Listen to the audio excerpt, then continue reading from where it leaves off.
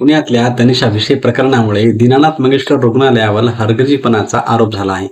इतकंच नाही तर या रुग्णालयावर आरोग्य समितीनेही ठपका ठेवला आहे.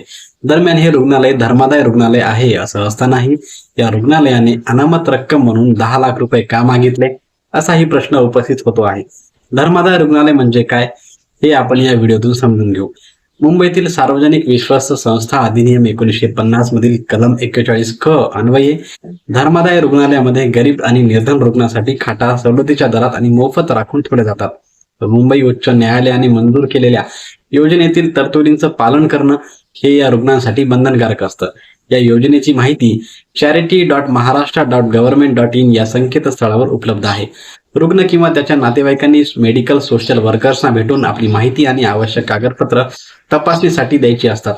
तातडीच्या वेळी धर्मादाय रुग्णालयांनी रुग्णाला तातडीने दाखल करून घेऊन रुग्णाची प्रकृती स्थिर होईपर्यंत वैद्यकीय सेवा उपलब्ध करून देणं बंधनकारक असतं.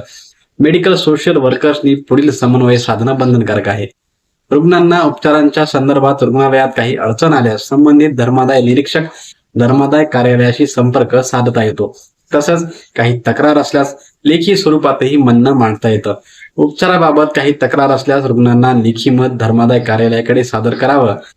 यानंतर रुग्णालयातील प्रतिनिधी आणि रुग्ण किंवा रुग्णांचे नातेवाईक अशा दोन्ही बाजूचं म्हणणं ऐकून पुढे धर्मादाय आयुक्त निर्णय देतात.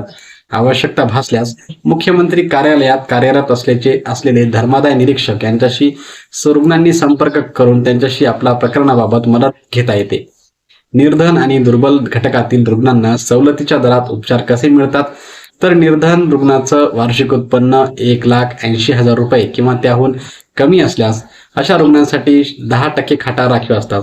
वैद्यकीय उपचार हे पूर्णपणे मोफत असतात.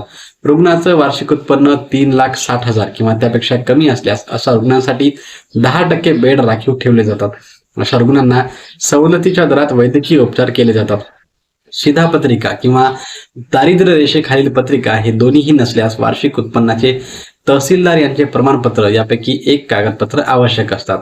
ही माहिती आवडली असल्यास व्हिडिओला लाईक करा आणि आपल्या चॅनलला सबस्क्राईब करा. धन्यवाद.